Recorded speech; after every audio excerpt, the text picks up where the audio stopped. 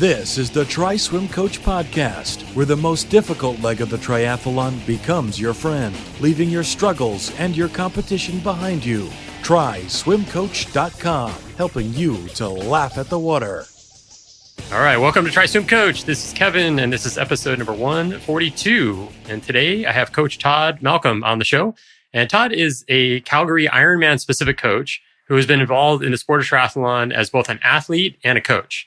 During his 20 plus years of racing experience, he has been a 4-time member of the Canadian Triathlon Team, 3-time Olympic Distance Provincial Champion, and qualified for the Elite Alberta team. He has competed in over 100 triathlons with experience in sprint to Ironman distance races. In the last 4 years, Todd has been an Ironman All-World athlete and just recently competed in the Ironman 70.3 World Championships. He has been coaching juniors and adults of varying ability for 19 years. And Todd has also competed in 16 Ironmans, including the Ironman Hawaii. Currently, Todd is the Wildflower Squared, that's a long course plus Olympic, over 40 gold medalist. And as for coaching, he is an Ironman and Ironman 70.3 specialist. And his website is nolimitstriathlon.com. Todd, welcome to the show. Well, thank you. And thank you for the introduction. I get tired of just listening to all the stuff I've done. I'm like, oh my gosh, I need to take a breather. Yeah, I feel exhausted just reading about it. That's amazing. So we're going to talk today about this. We came up with this topic. You signed up for your first Ironman. Now what? And before we get into that, I wanted to get a little bit about your background. So how did you get started in triathlon? Oh, that's a good question. I actually, back in the day, and it was a Tuesday, I was in university. I was studying to become a doctor. So that was my dream, to become a doctor.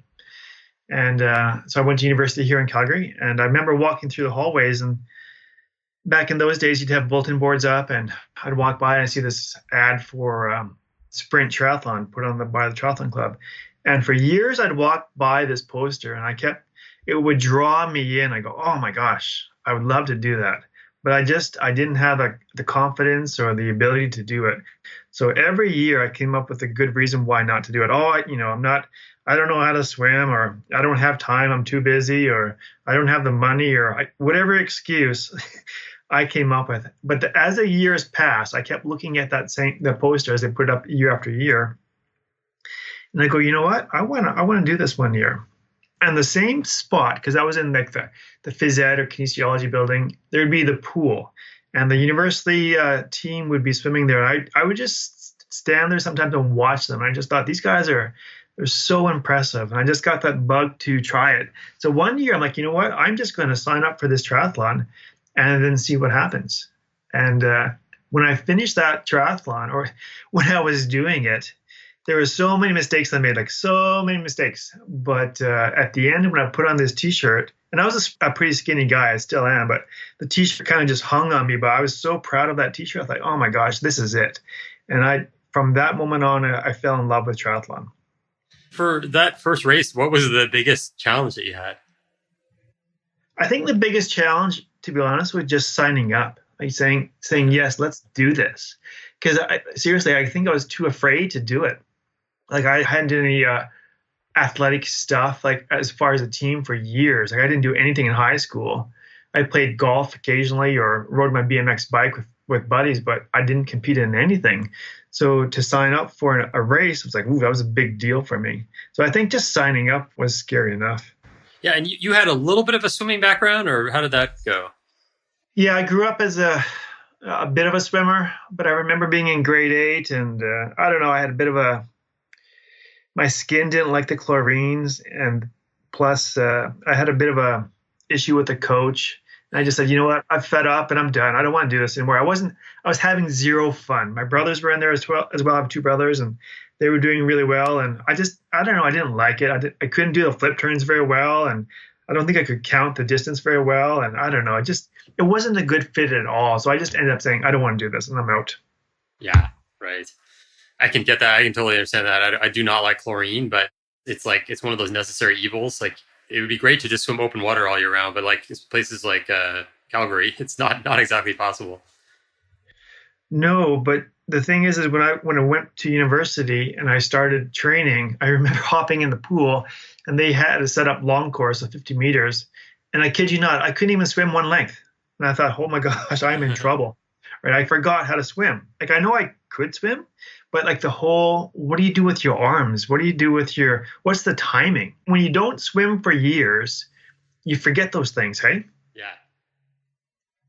So it was great for me to join a club, and I was this keen guy. I'm like, I always asking questions like, what do I do with my arms under here, and how do I improve this? How do I improve that? And one thing led to another. Next thing you know, I'm getting excited to do more and more triathlons and bigger triathlons. So I started off with a sprint triathlon, and it was in the wintertime. And what happened is I just borrowed my friend's bike. I didn't have a bike, so I borrowed my friend's mountain bike. I took it out the day before, make sure I could shift it. And it was in April, so we had snow on the ground. My feet were frozen coming off the bike. Oh, let's go back to the swim, though. So when you do a race, they have it in heats, right? Yeah. So maybe there's like 6 or 7 heats, and maybe I was in the 4th heat. But I remember swimming, and it was an 800-meter swim. I got to about 400 or 500 meters. I'm like, I'm tired. I got to switch from front crawl to breaststroke. And I didn't care because I was leading. I was leading a lot of people, and I felt so great until I realized where all the fast people were, and they were in the the later heats. Yeah. But it was such a cool experience to say, yeah, I'm competing again, and I think I really enjoyed just getting back onto competing with other people. So once I got off the bike, my feet were completely frozen. When I was making up my Gatorade the night before, I'm like, I don't know how much to put in. So you put a couple of scoops in. Well, some is good, more is better. So I put a whole bunch in there, shook it up. When I was on the bike, it was so concentrated. My stomach didn't like it. So when I started on the run, I ended up throwing up in the bushes. It had to come out. And I remember this lady passed me, and she was so old. She was in her 40s. And I thought, oh my gosh, she's so old. But she is killing it. And she just passed me and gave me a great respect for what people can do. And like I said, when I finished that race, it was like, oh, this is it. It was so great. Yeah. And then you went on to have had quite a career. And I want to ask you, what is your deep motivating factor with doing all these races? Like I have this program that I run called the Fit Triathlete. It's the fitness program. And we start out with talking about what is your why? So what is your why with all this? Yeah, I think way back when I first started, it was to see how fast I could go. Like I seriously thought I could go, how fast could I go? And is there a possibility to become a professional athlete? I remember looking at, the magazines like Triathlon Magazine or Triathlete Magazine, Inside Tri. I get all those stuff, and I look at the pictures and I dream of myself being in those shoes. I go, oh, can I do that? But I didn't have the body of these other pro athletes. Like I'm not built like that, but it didn't hold me back. So I just tried to improve. And I eventually got higher up in the ranks, and I got pretty good, but not super great. But, I could beat a lot of people, but there's always a handful of people that I could never touch. And so I realized at some point I could never be a pro athlete. But what I could do is I could make myself the best Todd that I could be, so that when I'm on that course, and if I've trained well enough, I can get myself to be a really good position. And I feel so good when I'm that fit. That's one of my driving things is whatever race I sign up for, I want to drive my training so that I can get that feeling of feeling as fit as I can be on that day, regardless of where I finish. If I can, race strong and confident, that to me is like $1 million. Nice. So then at some point, you've done enough races where you felt like you've got experience and you wanted to start coaching people. How did that go?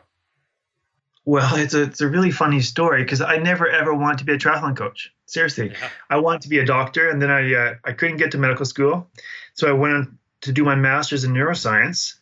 My undergraduate's in biochemistry, and I thought, okay, the next step is you do bachelor's, master's, PhD, and then medical school, and that's the second route to get into it. It's a long, harder route. But I'm like, whatever, I'm going to do that. And so throughout that chasing my MD, I was still pursuing triathlon because I loved it. And I joined a triathlon club, swim club. And I remember this day, we're swimming along and I come to the end, I'm taking my breath, taking the rest. And a lady that works there at the facility, where I was in lane 2, she leaned over and said, hey, is there anyone here who'd be interested in coaching the Kids of Steel program? And I just said, I'll do it. That was my moment of becoming a triathlon coach, is just having someone ask me, who wants to coach the kids program? And I said, I'll do it. And from that moment on, I became a triathlon coach. Nice. So then you were coaching kids for a while, and then did you move into like just different age groups or? Oh my gosh, yeah. So I started off with kids, and I was really young, so early 20s. I had zero experience with kids, like zero experience. So when we started off, my girlfriend, I don't know how you say that, but my girlfriend at the time. So she was, which is my wife right now. She was amazing with kids, and she still is. So she was like my assistant. And, I don't know what I'm doing. I really don't know what I'm doing. So I get all these books on how to become a swim coach and a bike coach and a run coach. But then you have to deal with kids. And the age range we had was from 5 to 17. Right. And we had the program was hopping. We had 50 kids in there. And we had 2 sessions. One was age 5 to 9. Then there was an older one, 10 to 15. And I was so far out of my league, it wasn't even funny. But my wife could get the kids under control. I didn't even have a voice. I could not shout. As a swim coach, you have to shout from one end to the other end so they can hear you, right? Yeah. I couldn't do that. And she's like, you got to use your voice. I don't have a voice. So I had to develop this voice. I had to develop skills for working with kids and get them to be comfortable in the water. It was quite an adventure. And throughout that, I really enjoyed the kids. But what happened is the kids got older, their focus went on to sports like hockey or soccer. So all their time commitment went to those sports, and which is really hard because we had some amazing athletes, but they chose different sports over triathlon. I only had them for 1 session a week, right? Oh, yeah. And I couldn't start up my own program. And so then I got a little disheartened, but I started up. The same lady, I think, at the facility said, hey, Todd, do you want to do a spin class? I'm like, sure, why not? So I started up a spin class, and that was just for adults. And when I was coaching adults on the bike, it was like, oh, this is great because you guys really want to learn, right? And they're keen, they're open to suggestions, and it was a lot of fun. And from there, I've transitioned to coaching some juniors and some older people, above 20 to 70. And I just thought it was really, really rewarding. And it's a great group of people that we get to deal with. Yeah, that's awesome. So then with the kids and then your transition, you eventually were doing Ironmans, I take it. And then, so you got interested in preparing people for the longer distance races? Yeah, and it's funny. So my first Ironman was in 1997. And then I had these little check boxes that I wanted to check off. And one was to do an Ironman. And after I did an Ironman, I qualified for the ITU World Championships as an age grouper. So I thought, I've already done Ironman, let's do that. And I really enjoyed the Olympic distance. So I focused on that for quite a few years, trying to get as fast as possible. And I went to 4 World Championships. And I would laugh at people doing Ironman. I'm like, you guys have to do a 6-hour bike ride. I only have to do an hour and a half and I'm done. Yeah. I seriously thought that even for running, I don't have to run 3 hours. I'm doing an hour and a half and I'm done. And so for me, it was all about speed. How fast can I do an Olympic distance, right? So you want to go 2 hours or under while people are doing their Ironmans in, 17 or under hours. Right. And then we had kids along the way, and I started coaching adults. And I remember coaching adults for Ironman for the first time. And I put down some numbers for them. I want you to do a 4-hour bike ride followed by a 2.5-hour run. And, it would seem like so much. And the problem is I couldn't feel, when I was creating a workout for them, I couldn't feel what I'm asking them to do, if that makes any sense. Right. Yeah. So when I was on the sidelines, I always like to go cheer for them at an Ironman. And I was about 3/4 of the way sitting on the side of a road with hundreds of other people. I'm sitting in a lawn chair. Someone has a little portable barbecue. They got smokies on there. There's drinks. I'm sitting back. I go, this is the life. I got it made. I'm sitting here watching people sweat up this hill. I'm eating a smoky and I'm drinking. This feels really, really good until it didn't. And I watched all these people coming up the hill. They're working hard. They're suffering. And I go, you know what? I want to suffer too. I didn't want to be that guy on the sideline anymore. So the next year I signed up for an Ironman. That was 10 years after my first one. And I've done an Ironman every year since 2007, which is crazy. Yeah. Wow. Yeah. I remember it reminded me when you were talking, I remember the Wildflower race when I did it, it was like the students from Cal Poly University would be there and they'd be drinking beers on the sideline, doing like shotgunning beers, and we're just running by and suffering. And it's just a crazy experience. What year did you do Wildflower? Late 90s, early 2000s. Yeah, I've done that about 10 times. We used to do a training camp down there. We'd go down in California. Oh my gosh, we'd have so much fun. And that was my very first trip. I got an airplane by myself. I flew with my bike and all that stuff down to California. And when you first do that when you're a young person, it's a big deal. I remember going down and renting a car, going to LA, scared of the big highway and all that kind of stuff. Because the highways are gigantic, right? Like 8 wide. But Wildflower was my very first big time race. And I remember it was such fond memories. And I wish they could bring that race back. I really, really do. Yeah. It's just a great setting and everything. And the years that I did it, the weather was never good. It was either too hot or too cold or rainy. Yeah, I've experienced all that stuff too. Hey, did you ever do the double? So they had it Wildflower Squared. So one day on the Saturday, you would do the long course. And then on the Sunday, you would do Olympic distance. Yeah, no, I never did that. So like I said, we'd go down for training camps. And one year we had this athlete named Mike. And he's like, Todd, I'm going to do the double. I'm like, really?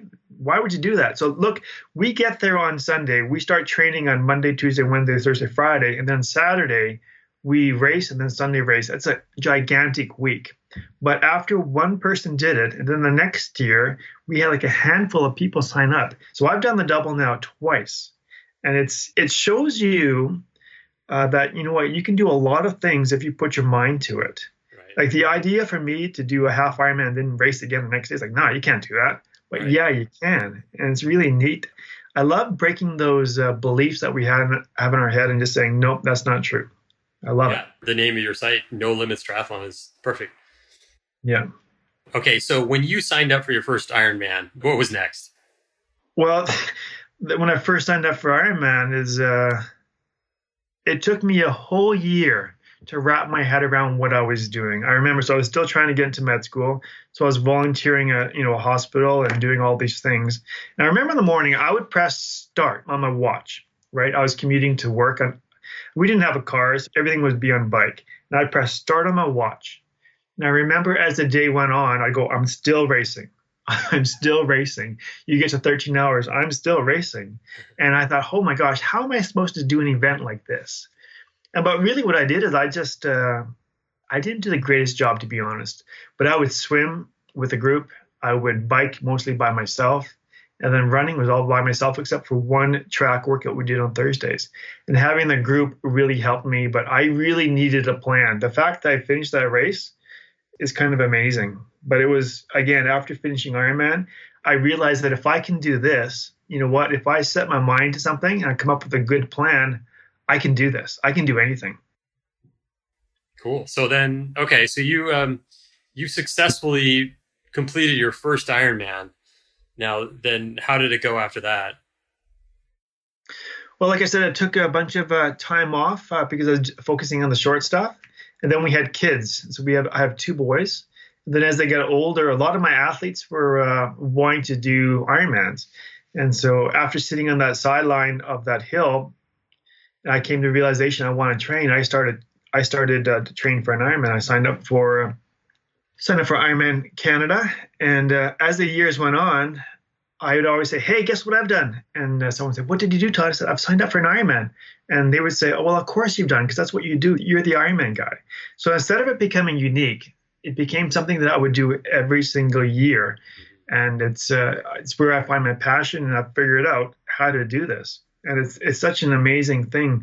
Like I said, so I've done 16 of them this year. I have 2 Ironman distance events coming up. And it's just to take people with me and show them how to do it is really a wonderful experience. Yeah. So, okay, let's get into it. So how do you train someone for their first Ironman? What's the first step? Okay. Now, this is really funny. So I knew the podcast was coming up with you, and I thought, well, what can I do? I need some tips for this. So what do people do when they need tips? Well, they go onto Facebook, right? They go onto their Facebook group and say, hey, I need some help. So I said, hey, you guys what did you guys do? What were the first steps you did when you signed up for your first 7.3 or an Ironman? And I got a bunch of responses. I think the internet is a wonderful place to learn, but you do have to be careful about who you listen to. But the one thing that I found was funny was that one of the first posters says, well, the first step was I registered. Second step, I told my wife. And third step, I ran and hid. I just thought that's funny. But the majority of the responses that people wrote, and I believe that these are real ones, is the first one is either hired a coach or they downloaded a training plan. They joined some Facebook groups, bought some gear, and then they went training, and then they finished the race. So the biggest things that they did was to find a coach or download a plan. So I'm a coach. This is what I do for a job. When people come to me and say, Todd, I want to do an Ironman or a 7.3, the very first step that I do with people is we create a weekly training plan. So when are you going to do all this?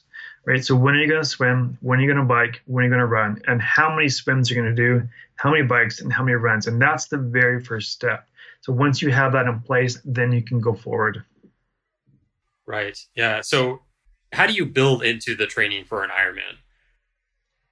Well, that's exactly it. It's a whole build process. So you need to start. So I would say, let's pretend, Kevin, I'm going to coach you to an Ironman. Okay. So you want to do, I know right now you're in San Diego. What race, where do you want to travel to, Kevin? Where do you want to go? Oh, I would go with the big one, Hawaii. Well, you just can't go to Hawaii, right? You need to qualify for Hawaii. Yeah, so right. You have to pick a race to qualify for. So you can't go to Hawaii unless you say, okay, Todd, I don't want to do a full Ironman, but I want to do a 7.3, which is a half Ironman. Do you want to do that one? You want to do that in Hawaii? We can do that. Sure. That sounds awesome. Okay. The cool thing is I know Hawaii 7.3 really, really well because we have a training camp that we do just before the race. And this year we're going back to Hawaii. This is be our 8th time going back for the camp. So I know this one really, really well. So let's pretend this is, let's not pretend. Let's do it right now. Okay. So we're in February and you've come to me and said, Todd, I want to do this race. And the race is end of May. So we have February, March, April, and May. So we have 4 months, which is not a lot of time. But it is what it is. I know your name is the Tri Swim Coach, so you can swim, right? Yeah, not a problem. Okay. But I would still, so I'd ask you, how many times do you want to swim this week or a week? How many times do I want to swim or do I think I should? I think you should. Oh, I would say 3. 3, okay. So then we go Monday to Sunday. We go, what days can you swim?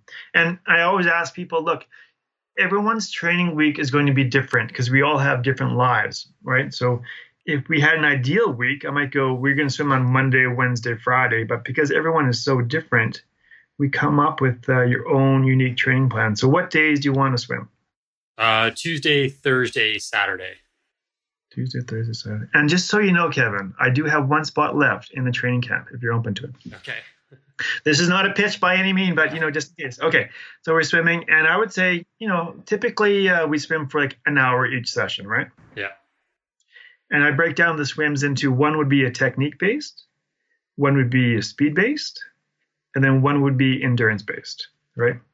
And I would call up a Tri Swim coach and get some really good drills for you because I know he's awesome. Now, let's go to biking. Okay. Do you own a bike? Currently, no, I don't. Okay, so we'd have to get you a bike. And you live in San Diego, so you could bike outdoors unless you're afraid of biking outdoors and or you can't bike outdoors because of the traffic. I don't know. Like I don't live in San Diego, so you might have to get a bike trainer.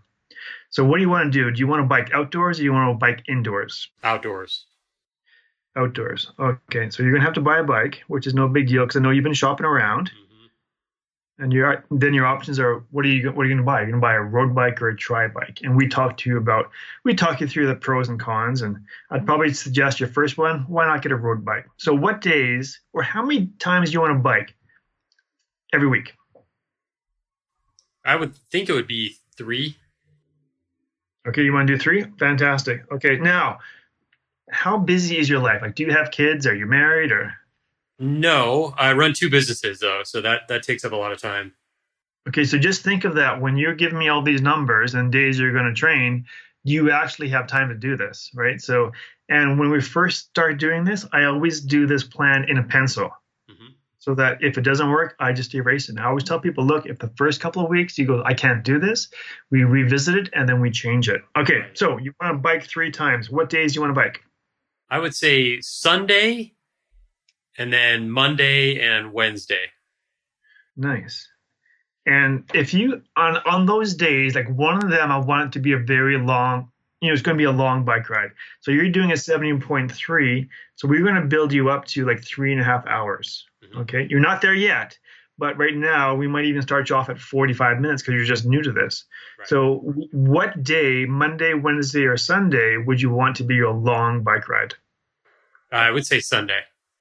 All right. So I'll put that down. Now, before I ask you about your run, I should have said, hey, what day is your busiest of the week that you wanted to do no training at all and you want to have that as your off day? Yeah, I was kind of thinking Friday would be an off day. Perfect. Okay, so I'm going to put in Friday is off. So now we've got the bikes taken care of. We have the swims taken care of. And now we're on to the run. Are you a runner at all? Yeah, I've done a lot of running in my life, half marathons for a number of years.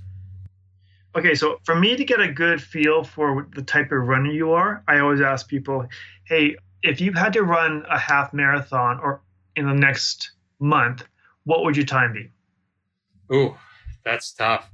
Oh, it's going to be because somewhere north of 2 hours, but I don't really know. But when you say that to me, 2 hours, that allows me to categorize you into a certain type of athlete and certain type of fitness. And I go, okay, so 2 hours. Now, how many times would you like to run every week? I think it would be 3 also. Now, are you giving me these answers because these are the answers you think I want to hear or the ones that you can do? That's a good question. So, yeah, when I start to go 3, 3, and then 3, then I start to think, well, do I have time for that? So that's where I would defer to you and say, well, what should I do? Because it's starting to feel a little bit crowded. That's right. So then we back up and we go, okay, can you really, because now when you look at this, right, so wherever your runs go, you have a double workout, right? Mm-hmm. So you'll be doing a bike run or a swim run 3 days and you go, oh my gosh, that's a lot of training, Todd. So now I'm at 2 hours of training.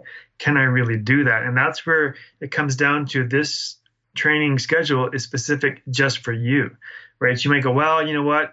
The idea of 3 bikes a week sounded great in the beginning, but in reality, let's just do 2. And you know what? I'm a really good swimmer, so maybe I only need to swim once or twice. Right. Right. And like if you go, well, what is your weakest point? So maybe biking is your weakest because you don't even have a bike, right? Yeah. So we'd focus on 3 bikes and then we'd add 2 runs in there someplace. Okay. But we're not going to finish this because I'm just giving you an idea of how to do that. But generally, when I am planning for people, we do that. I like to give 3 types of workouts if you're going to do 3. And one is like a technique based, one is like a speed or variety based, and then the third one is the long distance. And what happens in training is we start off at a very low level. So it's very easy workouts. The intensity is low, the volume is low, and each week we build up, build up, and build up. And I like to work on a 4-week cycle. So when you get to the 3rd week, that's your heaviest and toughest week. But then the 4th week, we drop you down to your recovery week. And then the next 4 weeks, we build you back up and then drop it down. So it's a gradual build all the way up. And when you're doing that, what you're going to be increasing is the long bikes, and you're going to be increasing the long runs. But all the other workouts, for the most part, can be around 45 to 60 minutes. And when I tell people that, they're like, ooh, you know what? Maybe I can do that. Maybe I can train for an Ironman. Maybe it's not that bad. So if you can pick that one day, so say Sunday's your long bike ride, and if you're training for the 70.3, at some point, I want you to come up to 3.5 hours. Okay? Okay. And long run, I want you to build up to, 2 or a little bit over. And if you find you can't do that, what I would suggest you do is, well, then you do the best you can leading up until the end of May, and then you come to the training camp where we do more, and then you race at the end of the training camp. And it's so awesome. That's so awesome. Yeah. Cool. Yeah, that sounds like a great plan. So I guess I have a few questions. Yeah. Okay. What do you think about strength training with all of that? I think strength training is always good, especially as we get older. I think it's very important. So working on your core, trying to keep your muscles strong, but you don't want to go into the gym where you just want to get, really, really beefy. So you want to use the muscles that are going to help you in training. And I generally don't have people doing strength training at the peak of the season, right? So we probably say the peak of the season is from like April until August. Once we get there, we'd usually just stop it or just do minimal stuff.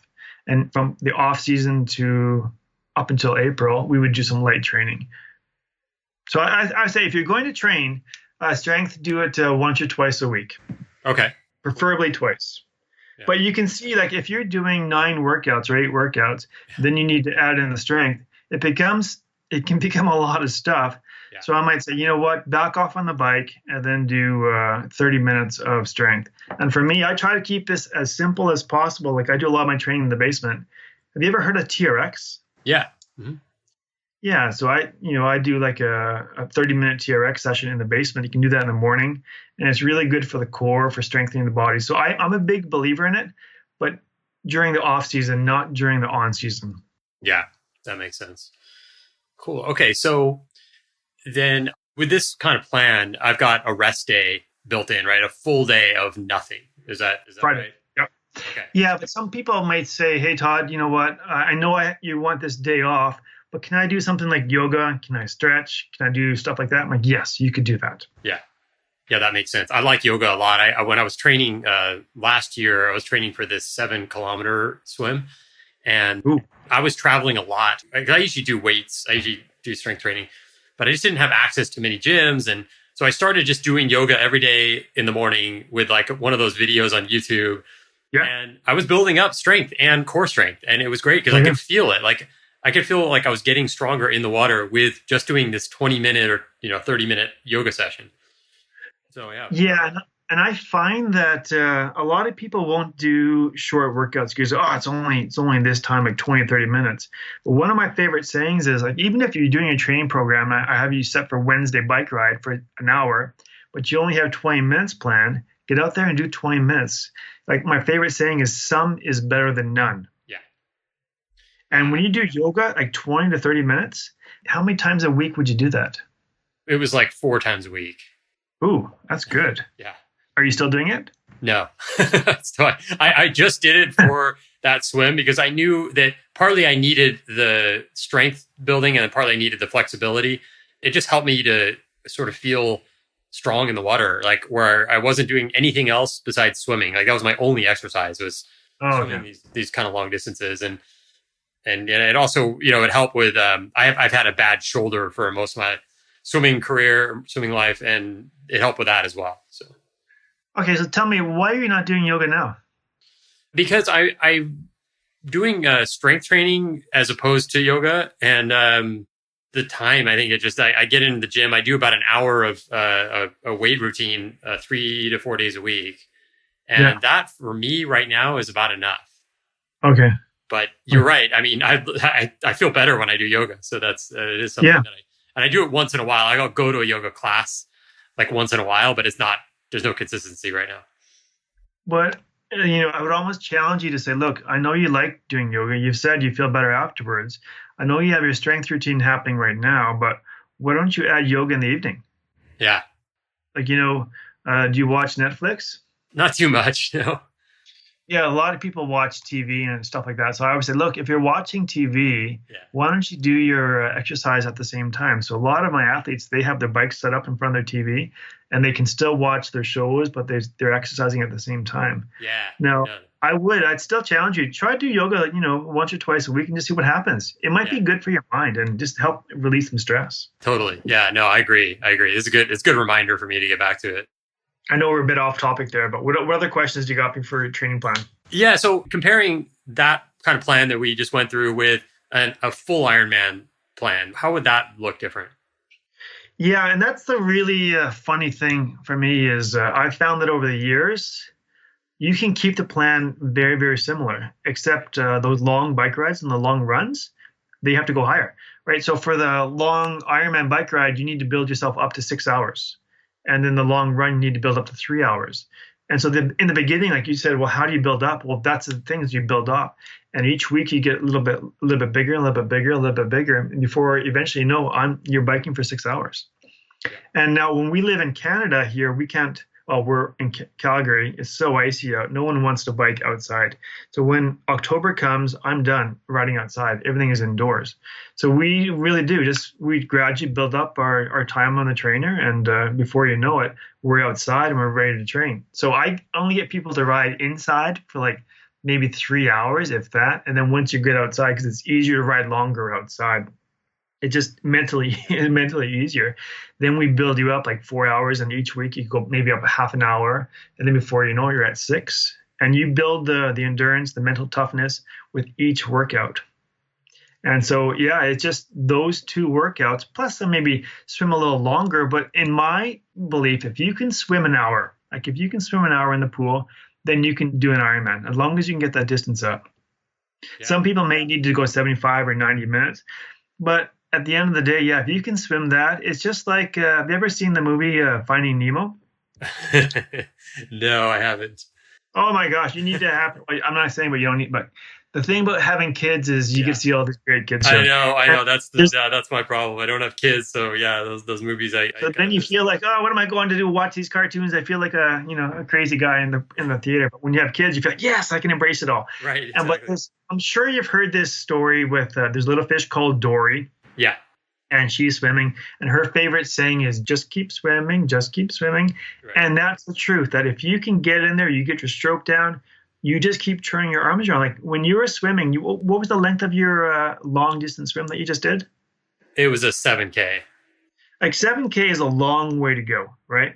Yeah. And you could probably do, because you're a good swimmer, you could probably pound off close to, I don't know, half of that, right, per session. Is that right? Yeah, that's about right. I was doing a little less than that, but yeah, that's about right.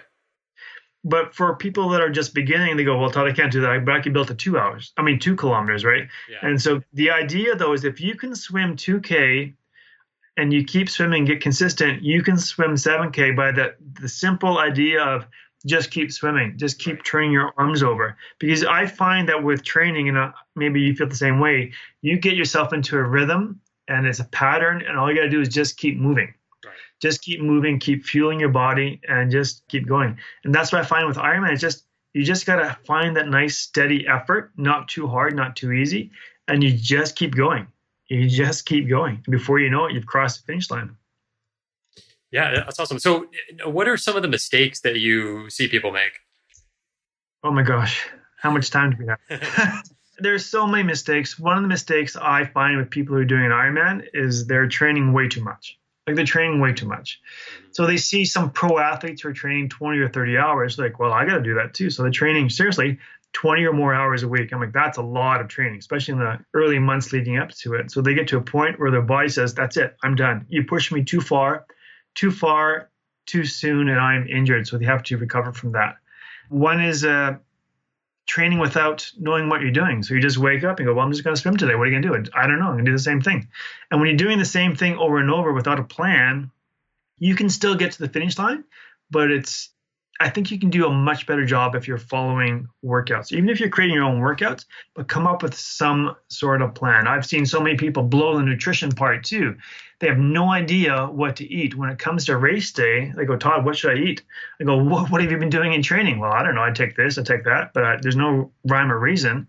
So if you can train your body to take in calories at a certain time, when it comes to race day, you just do the same thing and you can get across. Like so many people blow the nutrition part. Or pacing. A lot of guys, especially guys, I don't know what it is, just we like to bike hard. And we get on the bike in the first 2 hours in an Ironman, we want to crush it. And then the last 4 hours are like painful. And then the run becomes like a death march. So pacing on the bike, pacing on the swim, people just starting off way too fast or starting off. A lot of these swims are mass starts or rolling starts. And they always say, look, if you're a sub 60-minute swimmer for 4K, start at the front. And if you're 2 hours, start at the back. We have people that are really, really slow starting at the front. They get swum over, right? So putting themselves in the wrong position in Ironman is not good in the swim. But yeah, there's just so many mistakes, or not taking a day off until their body gets injured and it forces them to take off, or if they're sick. Like, we have a lot of people sick these days, and people don't want to take a day off. So they're, you know what, I'm just going to keep training. And so my favorite thing is if your symptoms are above the neck, you can train, but be careful. And if your symptoms are below the neck, then you should stop training and just let your body recover. But yeah, seriously, there's so many mistakes out there.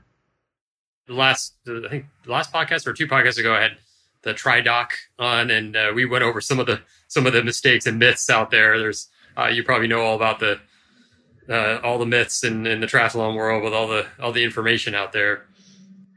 Well, yeah, and there's a lot of things. I find that people can Google whatever they want, but I always find that if you're going to train for something, you should pick one person or one plan and then follow that. Because once you start to get all these differing opinions, and there's a lot of different opinions out there, then you don't have a clear set path. And then you start to lose faith and confidence in what you're doing. So whoever you get to choose to coach you or whatever plan you're following, fully commit to it, fully commit to their advice, and try not to second guess them. I find that when people start to second guess things or go, well, this guy's, he's running at this heart rate or running at this cadence or pushing this power, or their swim strokers like this, they have less catch up or more catch up, or they're kicking or they're not kicking, right? Once you start to do those things, you can get yourself in trouble. So I'd like stick to one plan and then try that for a while, and then you can modify things, but stick to the plan in the beginning. So do you have anything else that you want to add to this? I think we can kind of wrap it up here and give out your details and everything. Oh, yeah. So for me, this is what I do. I'm a triathlon coach who specializes in coaching people to 7.3s and Ironmans. It's what I do. It's what I'm passionate about, and I absolutely love it. One of the things that I really like to do is take people on training camps, and we go to cool places. Like we went to Mallorca, Spain last year. We go to Hawaii, Puerto Rico, California. If that appeals to you, right, then you can contact me or find some training camps out there, hook up with people, because it's so awesome. It is so awesome.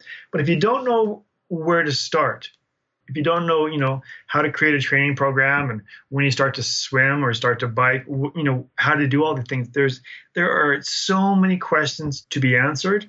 I can help you with that. And I have a bunch of different programs that can help. You can go to NoLimitsTriathlon.com, or I have a new program called MapToTriathlon.com, and I have one more program coming out. And it's not up yet, but it's coming out soon. It's called traininghelps.ca. That's a website. It's going to be a course for people that have never done an Ironman before, and I'm going to show you the pathway to do it. I found that over the years, and maybe you found it too, is that I kept saying, well, traininghelps.com. You guys have to train. If you don't train, you're not going to be able to get the results. And I found that because I kept saying it, well, I'm going to try and get that domain, but .com is taken. So I'm in Canada, so it's traininghelps.ca. But yeah, if any people out there need help with triathlon, like I said, this is something that I'm super passionate about, and I love it. And I love helping people make progress towards their goals. Awesome. Yeah, we'll put all those links in the show notes for this show. So you can go to trysumcoach.com to see all those and go hit up Todd. And those sound like some awesome locations. I think that's a great idea to go to one of those camps. Well, I was having coffee with an athlete yesterday, and he's like, Todd, we're going to go for a training camps next year. I go, well, I don't know. And he goes, how about this? He's from Ecuador. Would you like to go to Ecuador and do a 70.3 there? We do a training camp. I'm like, yeah, why not? Yeah. I go, hold on a second, though. Is Ecuador in South America? I had to be clear on that. He goes, yes, it is. Because I'm a guy, I like to check boxes off. And one of the boxes I want to check off is I want to be on all 7 continents of the world. Mm-hmm. I'm missing one. And so I'm missing Antarctica. But when I went to South America last time, I was there with a broken arm, so I couldn't race. So I want to go back and race in South America. Do you ever have a goal like that, to be on all continents? No, I never have. I traveled a lot, but no, nothing like that. I haven't thought. Have you ever stopped to see how many you've been on? Yeah. So I guess, that's good. I mean, Africa and Antarctica are missing, but I think everything else. Okay, so you got 2 to go. Yeah, that's right. Nice. Good goal to shoot for. Yeah. So what's we did a lot talking about me. So what are your goals for coming up? Do you have any races coming up? No, I have none. And I'm looking for something right now. It's been kind of a busy last few months, moving and living in different places. And so, yeah, I'm not probably not going to do a triathlon, but if I do, I'll hit you up for sure. Well, like I said, I do these training camps, and sometimes I kid you not, but I have one spot left in the Hawaii training camp. Just because you come to a camp does not mean you have to race. So you could come, you could swim, you could bike, you can run. It's such a fun time just to hang out with people and like-minded people. Oh, for sure. But, yeah, no, that sounds awesome. But maybe not this year, but maybe another year. Yeah, you never know. You never know. All right, cool. So if someone wants to get a hold of you, you want to give out your social media details and email and all that? Oh, yeah. I'm fairly active on social media. My Instagram handle, I guess, is @NoLimitsCoach. Facebook is NoLimitsTri, TRI. I guess those are the two that I really use. I'm not really on Twitter. I'm not really on LinkedIn. So Instagram and Facebook. Yeah. I'm always posting something on those two platforms, I guess. Cool.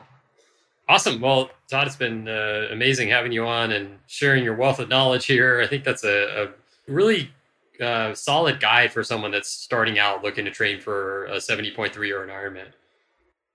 Yeah, and I used to, when I first started, just to let you know who I coach, I used to have this idea that I wanted to coach like the high-end athletes. I want to coach, these fast people and make them as fast as possible. That was like my dream to, coach at like the National Training Center. But then I realized, the people that I really like to coach are people that are brand new, right? Or people that are, they're just normal people who want to go out and make this part of their lifestyle. They want to get fit. They want to stay in shape, and they want to experience that feeling of competing again and traveling and just living life. And I think so. That's who I really enjoy coaching. Yes, I do have some fast people, but the majority of my people they're just, if you're listening to this podcast, you probably fit my category. So don't think, I could never be coached to an Ironman, because you could do it. You just have to have that desire and willingness to do it. Like I said in the beginning, when you asked me about my first triathlon, I came up with every excuse in the book not to do a triathlon. And looking back, I wished I signed up earlier than I did, because I feel like I missed out on 3 years of just awesomeness. Mm-hmm. That's right. Yeah, I love it. So yeah, thanks again for coming on, and all the best. And we'll be definitely in touch, and I'd love to have you back on sometime. Awesome. Yeah, for sure. Anytime. Thanks for listening to another episode of the Try Swim Coach podcast. If you like this show, consider giving us a 5-star review on iTunes, and we'll read it off on the next show. And to get the latest triathlon swimming tips, tricks, blogs, and podcasts, go to tryswimcoach.com. See you next time. Until then, befriend the water.